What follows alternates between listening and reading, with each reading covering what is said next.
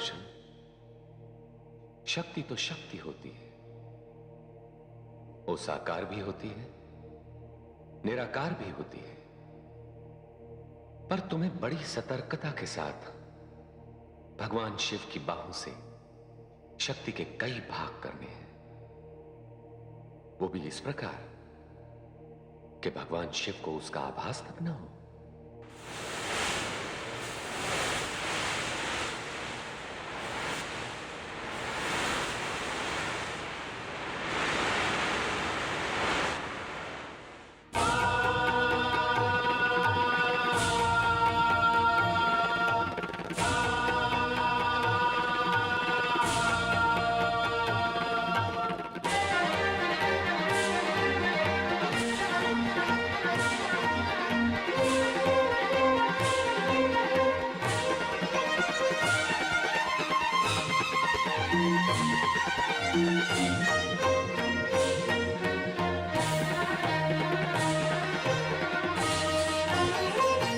सारी पृथ्वी पे डोले महाकाल जब,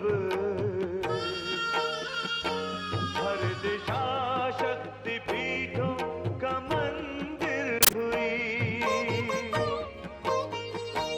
अंग जो भी गिरा भूमि पर जिस जगह, अंग जो भी गिरा भूमि पर जिस जगह, उस जगह शिव प्रिया की समाधि बनी।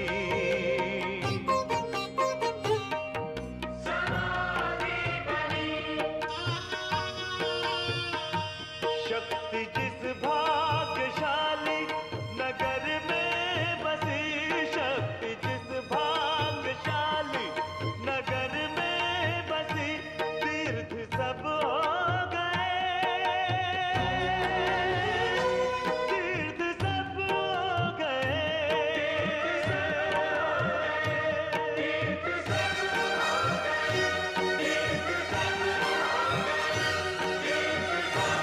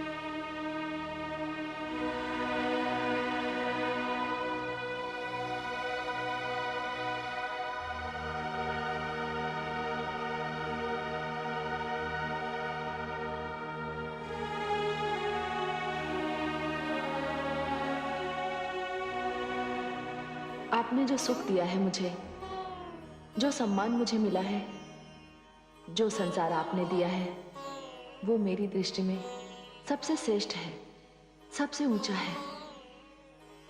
आप सर्वश्रेष्ठ हैं। आप मेरे सर्वस्व हैं, मेरे ध्यान का केंद्र हैं। बस मैं तो केवल इतना ही जानती हूँ स्वामी, और कुछ नहीं स्वामी, और कुछ नहीं। आपसे अलग रहना मेरे लिए संभव नहीं है। हे कैलाशपति, वहां जाकर मैं आपको बुलवा लूंगी या स्वयं लौट आऊंगी।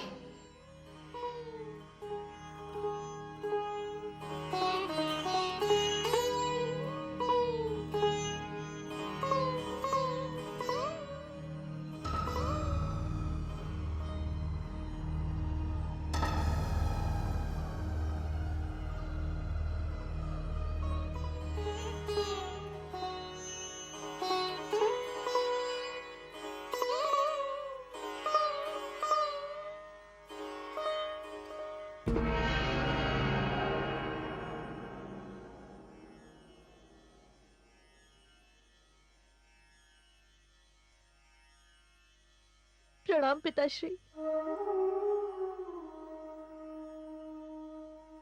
आपने तो मुझे आश्वासन दिया था और उन्हें भी आश्वासन दिया था, तो फिर ये सब क्या हो गया?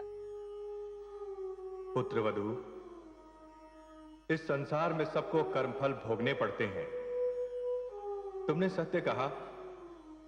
अभी तो दक्ष की आयु शेष है, उसे अपने अहंकार का दंड मिल चुका है, किंतु अब उसका वो पुराना मुख उसे वापस नहीं मिल सकता, क्योंकि उसका मुख तो शरीर से अलग होकर। तो क्या उनके प्राण कभी वापस नहीं आएंगे? दक्ष के प्राणों की लौ देवाधिदेव भगवान शिव की मुट्ठी में बंद है पुत्रवधू। किंतु किंतु भगवान शिव तो। नहीं पुत्रवधू, तुम जाओ, दक्ष के शव के पास प्रतीक्षा करो। मैं त्रिलोकीनाथ भगवान विष्णु को लेकर देवाधिदेव भगवान शिव के पास जाता हूं।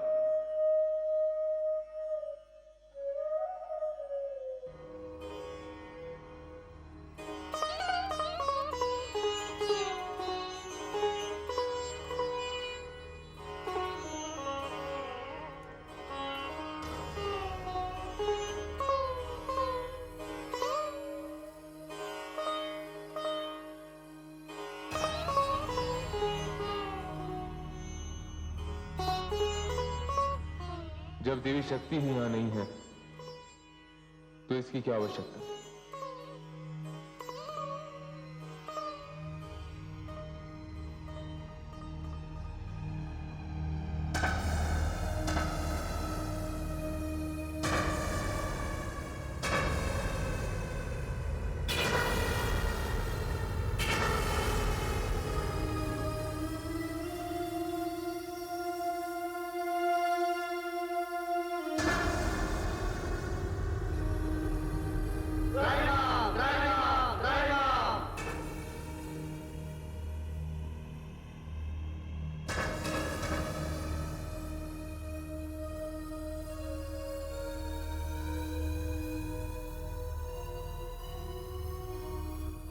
हे देवाधिदेव, जिस मनस्थिति में आप हैं, मैं साहस नहीं कर पा रहा हूं कि अपने हृदय की बात आपसे कह सकूं। हे आदि प्रजापति, होनी होकर रही, और आपका यहां पधारना भी उसी होनी का एक अंग है। लोग मुझे मंगल कारक कहते हैं, किंतु पीड़ा के इन क्षणों में मैं किसी के हृदय की बात ना सुनूं, ऐसा हो नहीं सकता। हे ब्रह्मा जी, आपके मन में जो कुछ है आप निसंकोच कहिए।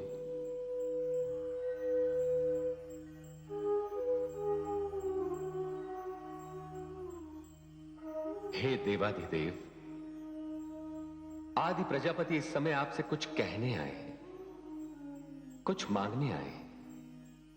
इन्हें भय है कि संसार इन्हें कहीं स्वार्थी न कह दे। नहीं पद्मनाभ, हम त्रिमूर्तियों में से कोई भी ऐसा नहीं है जो अपने स्वार्थ के लिए लोक कल्याण करना छोड़ दे। आपने भी तो देवी शक्ति के कई भाग करके उनकी देह को मेरी बाहों से मुक्त किया था। मैं आपका विरोध कर भी सकता था, परंतु मुझे ज्ञात था कि ये कार्य आपने किसी न किसी लोक कल्याण हेतु ही किया है, क्योंकि मैं स्वयं देवी शक्ति की देह का त्याग नहीं कर सकता था। ब्रह्मा जी, आपके मन में जो कुछ है आप निसंकोच कहिए। देवाधिदेव, मैंने अपने पुत्र दक्ष को पुनर्जीवन का आश्वासन दिया था। यद्यपि वो तनिक भी क्षमा के योग्य नहीं है, तथापि यदि मेरे वचन की लाज रह जाए तो। हाँ, क्यों नहीं, कहां है उनके प्राण? देवाधिदेव, आपकी क्रोध से भींची हुई मुट्ठी में है उसके प्राण।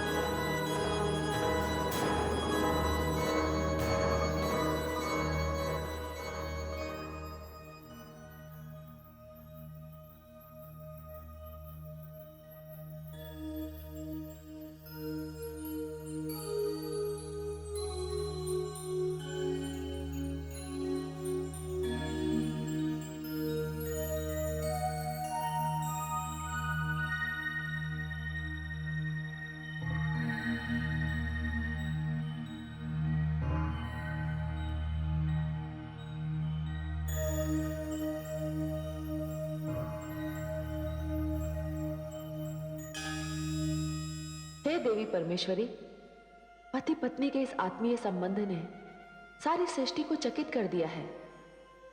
संसार के प्रत्येक नर और नारी के लिए यह संबंध प्रेरणादायी है, मार्गदर्शन करने वाला है। किंतु हे देवी परमेश्वरी,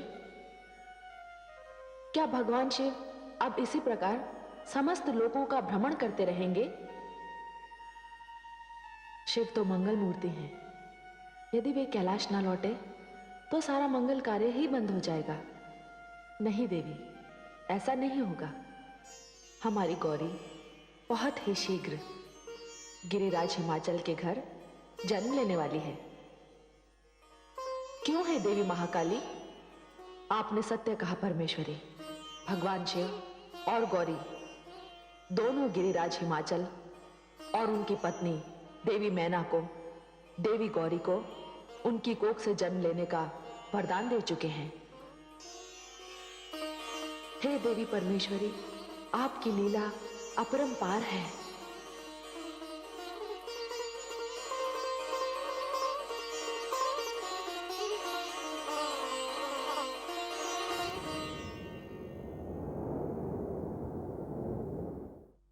महाराज, महाराज, महाराज की जय हो। दासी, सब कुशल तो है? सब कुशल है महाराज, बधाई हो। महारानी मैना ने कन्या रत्न को जन्म दिया है। क्या? बधाई हो महाराज, बधाई हो। दासी, किंतु दाई माँ ने तो कहा था कि संतान के जन्म लेने में पूरा एक दिन और पूरी एक रात्रि का विलंब है। परंतु महाराज, चंद्रमा स्वयं आपकी गोद में आने को व्याकुल था। वो एक दिन पहले ही धरती पर उतर आया। हम अति प्रसन्न हुए।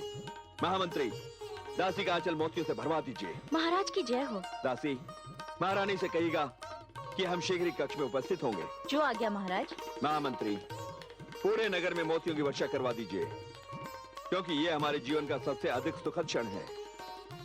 कन्या रत्न के लिए हमने भगवान शिव तथा माता सती से प्रार्थना की थी। ये संतान उन्हीं का वरदान है।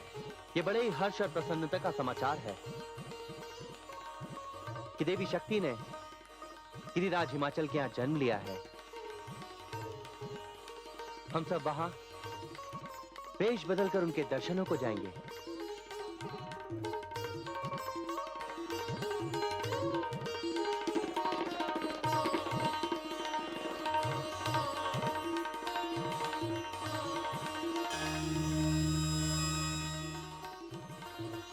हे महादेवी, संसार के कल्याण के लिए देवी भवानी ने हिमाचल पुत्री के रूप में जन्म ले लिया है। मैं उनके दर्शनों के लिए वहां जा रहा हूं। मैं आपकी ओर से भी उनको बधाई अवश्य दे दूंगा।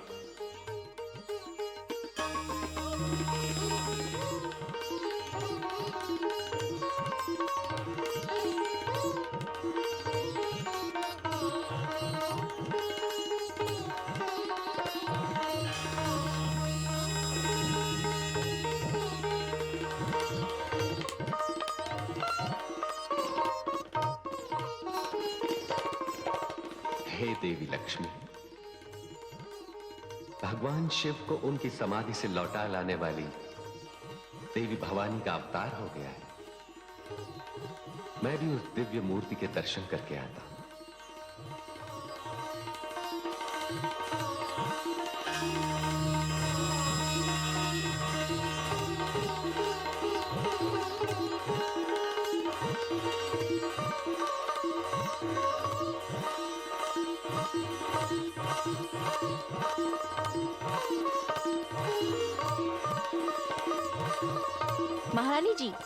महारानी जी की जय हो। महाराज पधार रहे हैं।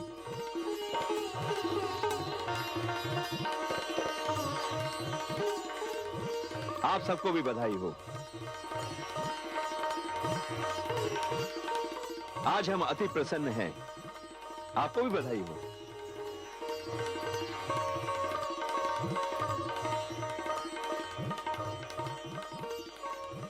बधाई हो महारानी, बहुत बहुत बधाई हो। आपको भी बधाई हो महाराज। अच्छा, तो ये है शरद ऋतु का चंद्रमा। महारानी, अपनी इस चंद्रमा के समान पुत्री के दर्शन करके मैं तो धन्य हो गया। आपने भगवान शिव तथा माता सती से सती जैसी कन्या मांगी थी ना? जी महाराज। नारायण नारायण। देवर्षि नारद, प्रणाम देवर्षि, आपका स्वागत है, आइए। प्रणाम देवर्षि। आयुष्मति भव। देवर्षि नारद, कितने उचित समय पर आप यहां पधारे हैं। आपके दर्शन करके हम धन्य हो गए। नहीं पर्वतराज, धन्य तो मैं हो गया इनके दर्शन करके। पर्वत पुत्री पार्वती सौभाग्य का संपूर्ण संसार लेकर आपके घर में अवतरित हुई है।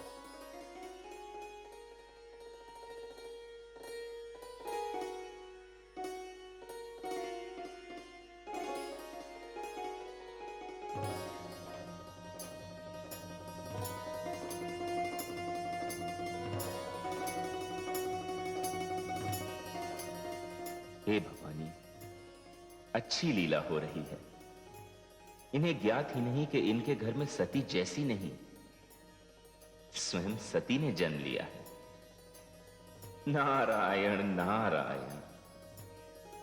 कैसी कैसी विभूतियां इनके दर्शन के लिए बाहर खड़ी हैं। पर्वतराज, एक से एक श्रेष्ठ दर्शनार्थी आपकी पुत्री के दर्शन के लिए आपके द्वार पर उपस्थित हैं। कृपया एक एक करके उन्हें अंदर आने दीजिए। जैसी आपकी आज्ञा देवर्षि।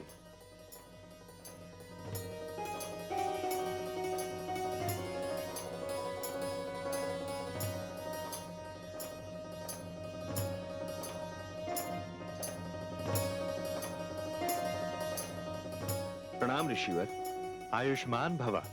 आपका स्वागत है, आइए।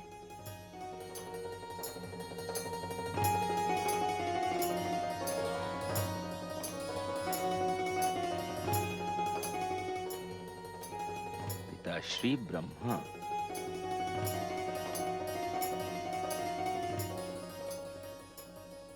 अभिनंदन पर्वत पुत्री। अभिनंदन।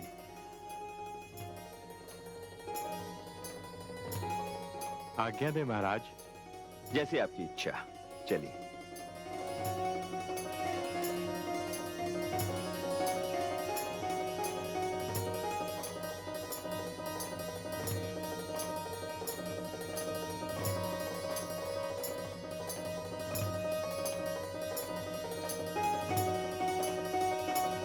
प्रणाम ऋषिवर, आपका स्वागत है, पधारिए।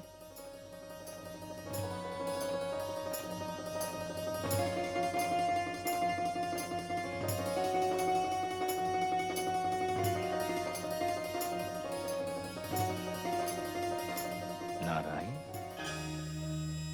प्रणाम देवी।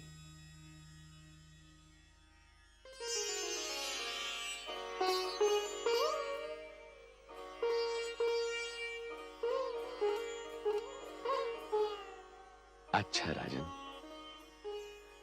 जैसी आपकी इच्छा ऋषिवर, चलिए। नारायण नारायण।